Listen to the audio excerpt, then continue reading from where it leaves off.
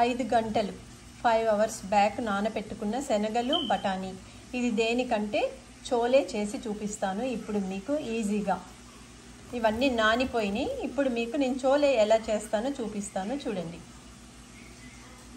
నానబెట్టుకున్న శనగలు బఠానీ. ఇప్పుడు కొంచెం సాల్ట్ వేస్తున్నా. తరువాత కొంచెం పసుపు. ఇప్పుడు కుక్కర్ మూత పెట్టి 3-4 విజిల్స్ వచ్చే వరకు ఉడకాలి.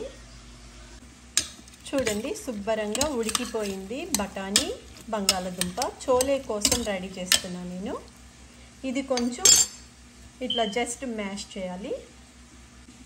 చూడండి అంతా మ్యాష్ చేసేసుకున్నాను. ఇప్పుడు దీంట్లో నేను ఏమేమి మిక్స్ చేస్తానో చూడండి. ఒక ప్యాన్ తీసుకొని ఒక గరిటెడు నూనె వేసాను చోలే చేయడానికి. నూనె కాగింది. కొంచెం కరివేపాకు, తరువాత ఉల్లిపాయ ముక్కలు, 1 స్పూను అల్లం వెల్లుల్లి పేస్ట్. శుభ్రంగా ఇది ఇలా కలుపుకోవాలి.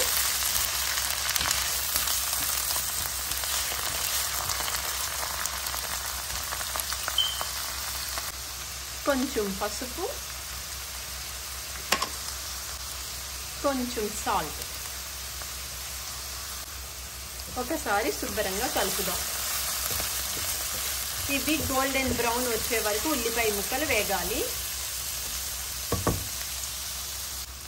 ఉల్లిపాయలు శుభ్రంగా వేగిపోయాయి. ఇందాక నేను చోలేకి ఉడకపెట్టుకున్నది వేస్తున్నాను చూడండి.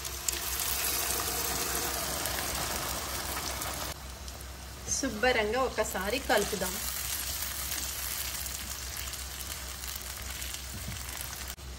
ఇప్పుడు దీంట్లో 2 స్పూన్లు కారం,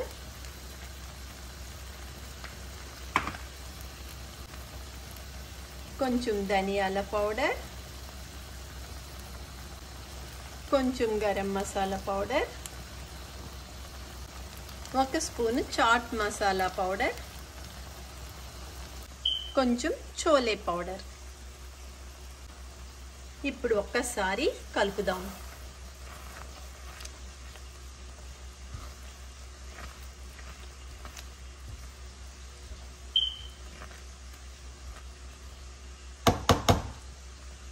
ఇప్పుడు కొంచెం అంటే కొంచెం వాటర్ వేద్దాం.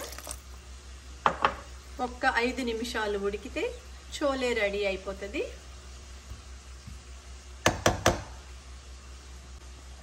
కొంచెం రుచి కొరకు టమాటో ముక్కలు, కొంచెం లెమన్ జ్యూస్,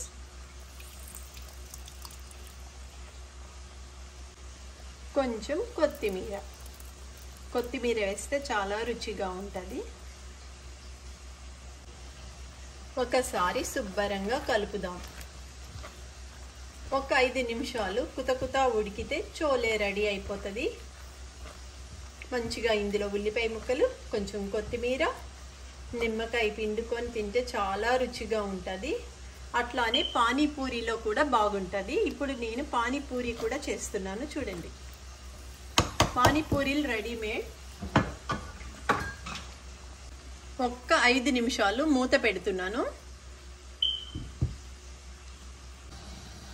మూత తీసి చోలే అయిపోయింది చూడండి. ఎంత ఈజీగా చోలే అయిపోయిందో. చాలా బాగుంటుంది. ఇది పూరీలో తినొచ్చు, ఉట్టిగా కూడా తినొచ్చు అన్నమాట. అందుకని చేశాను. Ready, chole ready. ముందుగా వాటర్ వేస్తున్నాను ఒక బౌల్లో.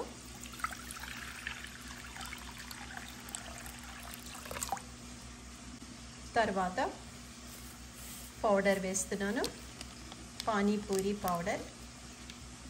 ఉడకడానికి కొంచెం నీళ్ళు వేయాలి. దీంట్లో 2 పొటాటోస్ తీసుకున్నా.